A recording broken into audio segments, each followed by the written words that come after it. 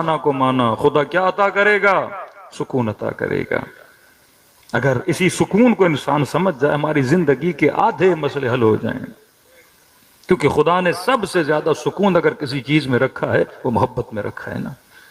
ہاں، تبھی فرمایا حل الدین الا الحب والبغض، کیا دین محبت اور بغض کے علاوہ کسی اور چیز کا نام ہے؟ یہ محبت جب آپ کے پاس ہوتی ہے تو آپ کو سکون ہوتا ہے، اس کا پاس ہونا ضروری ہے۔ یہ جب دور ہوتی ہے تو انسان کیا بن جاتا ہے؟ بے سکون بن جاتا ہے۔ دنیا پوچھتی ہے نا، شیعہ کربلا کیا کرنے جاتے ہیں؟ ہاں، اتنے پیسے خرچ کر کے، پیدل چل کے، گرمیوں سے گزر کے، پاؤں میں چھالے پڑ جاتے ہیں، تو بھائی کیا کرنے جاتے ہو؟ ایک بندہ ترکی گیا، سبزہ دیکھا، نہریں دیکھیں، اچھا موسم دیکھا، یہ کربلا جا رہا ہے۔ چھوٹا سا زمین کا ٹکڑا، 2 روزے ہیں، اطراف میں گرمی بھی ہے، رش بھی ہے، صفائی بھی نہیں ہے، لیکن یہ سب سے گزرتے گزرتے اس چھوٹے سے زمین کے ٹکڑے پہ جاتا ہے۔ اس سے پوچھو کیا کرنے جاتے ہو؟ کہتا ہے بس حرم حسین میں جاتا ہوں، مجھے سکون ملتا ہے۔ یہ نعمت سکون خدا کسی کو عطا کرے۔ کہا نا جو اسے مان لے خدا اسے کیا دے گا؟ سکون دے گا۔ امام حسین کا جملہ، رضن برضا و تسلیما لامر لا معبود سواک، اے خدا حسین تیری رضا پہ راضی ہے، محبوب کی رضا پہ راضی ہے، تو حسین کو کیا مل رہا ہے؟ سکون مل رہا ہے۔ مقتل کے جملے پڑھیے، ہر شخص کہتا ہے ہمیں اکبر کے لاشے پہ دیکھا، عباس کے لاشے پہ دیکھا، صاحب کے لاشے، کبھی رو رہے تھے، کبھی حسین بلند بلند آواز میں چیخ رہے تھے، کبھی ایسے لگا کہ سر کے بال سفید ہو گئے، کبھی ایسے لگا کہ چھوٹے بچے کی طرح اپنی گھٹنوں پہ چلتے چلتے اپنے جواں بیٹے کے لاشے پہ آ رہے ہیں، لیکن کہتا ہے یہی حسین ہے۔ جب وقت شہادت آیا چہرے پہ ایسا سکون تھا جیسے حسین نے کچھ گوایا ہی نہیں ہے، لگ ہی نہیں رہا تھا یہ وہی حسین ہے جو اکبر کے لاشے پہ رو رہا تھا، یہ وہی حسین ہے جو عباس کے بازو اٹھاتے وقت چیخ رہا تھا، یہ وہی حسین ہے جو اپنے ننھے سے 6 مہینے کے بچے کو اٹھا کے یہ کہہ رہا تھا کاش شیعہ ہوتے اور اپنے مولا کو دیکھتے کہ میں کیسے اپنے بچے کے لیے پانی مانگ رہا تھا۔ کہ جب سینے پر سوار ہوا تو دیکھا نہیں، عجب اطمینان ہے حسین کے چہرے پر، اس کو کہتے ہیں سکون۔ تمام تر مصائب و آلام میں بھی انسان کیا رہے؟ پرسکون رہے۔ یہ کہاں سے ملتا ہے؟ فرمایا جب ان باسکون وجود کو مانو گے تو خدا تجھے کیا عطا کرے گا؟ سکون عطا کرے گا۔ بقیت اللہ خیر لکم، یہ وجود جسے خدا نے آج تک باقی رکھا یہ تمہارے لیے باعث سکون ہے۔ اب سوال یہ ہے کہ میری مجلس کی ابتدا مولا کے ذکر سے، مجلس کی انتہا سلام بر امام زمانہ سے، تو میں مان تو رہا ہوں، لیکن سوال یہ ہے مجھے دیکھنا چاہیے اپنے گریبانوں میں جھانک کے کیا میری زندگی میں وہ سکون بھی ہے کہ نہیں۔ اگر سکون نہیں ہے تو اللہ کا وعدہ جھوٹا نہیں ہو سکتا، گڑبڑ کہیں نہ کہیں مجھ میں ہے۔ ایک ماہر ڈاکٹر دوا دیتا ہے، جناب دوا کھاؤ شفا مل جائے گی، آپ کے ڈاکٹر صاحب کھا تو رہا ہوں لیکن سر کا درد نہیں جا رہا، کہے گا کیسے نہیں جا رہا؟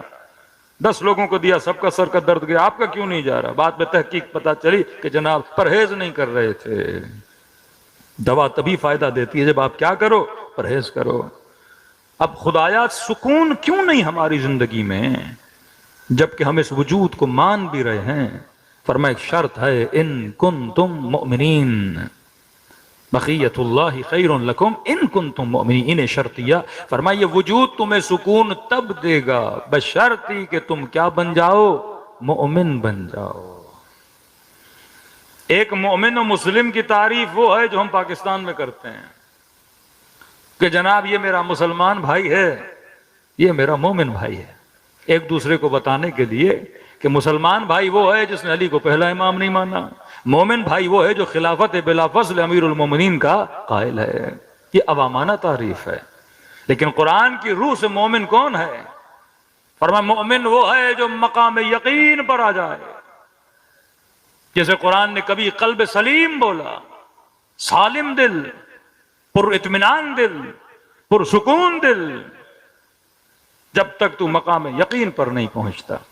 اور مقام یقین پہ کیسے پہنچا جاتا ہے؟ جب تک تمہارے عقیدے تمہاری تحقیق کی بنیاد پہ مضبوط نہیں ہوتے۔ حجر ابن عدی نے اپنے دل و جان سے امیر المومنین کو مانا، بیٹے کٹوا دیے پر علی کو نہیں چھوڑا۔ میثم تمار نے اپنے پورے وجود سے امیر المومنین کو مانا، زبان کٹوا دی پر علی کو نہیں چھوڑا۔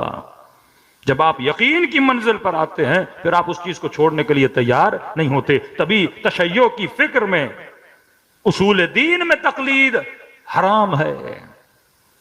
آپ یہ نہیں کہہ سکتے میں نے خدا کو ماں باپ کے کہنے پر مانا، آپ یہ نہیں کہہ سکتے کہ میں نے حضرت رسول کو ماں باپ کے کہنے پہ مانا، امام علی کو اپنا پہلا امام اپنے آباء و اجداد نسلی شیعہ تھا لہذا میں نے مان لیا۔ اللہ کہتے ہیں قابل قبول نہیں ہے، کیونکہ رٹے والے عقیدے تجھے مقام یقین تک نہیں پہنچاتے جب تک تو خود تحقیق نہ کرے اور یقین کی منزل پہ نہ پہنچے۔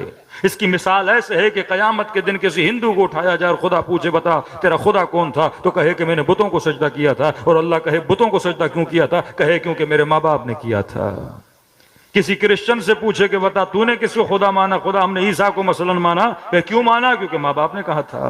اور یہاں کسی مسلمان سے پوچھے وہ چوڑا ہو کے بولے کہ پروردگارا میں نے تجھے اپنا خدا مانا، اور اللہ کہے تو نے مجھے اپنا خدا کیوں مانا، کہے ماں باپ کے کہنے پر مانا، تو وہ خدا عادل بولے گا تو صحیح نا۔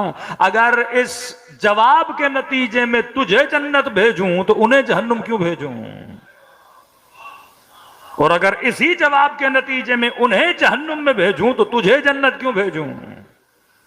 کیونکہ سب نے کس کے کہنے پر مانا، ماں باپ کے کہنے پر مانا۔ پڑھو علی کی نہج البلاغہ، فرمائے خدا علی نے جنت کی لالچ میں تجھے سجدہ نہیں کیا، جہنم کے خوف میں تجھے سجدہ نہیں کیا، علی نے تیری عبادت اسی لیے کی کیونکہ علی نے تجھے ہی لائق عبادت سمجھا۔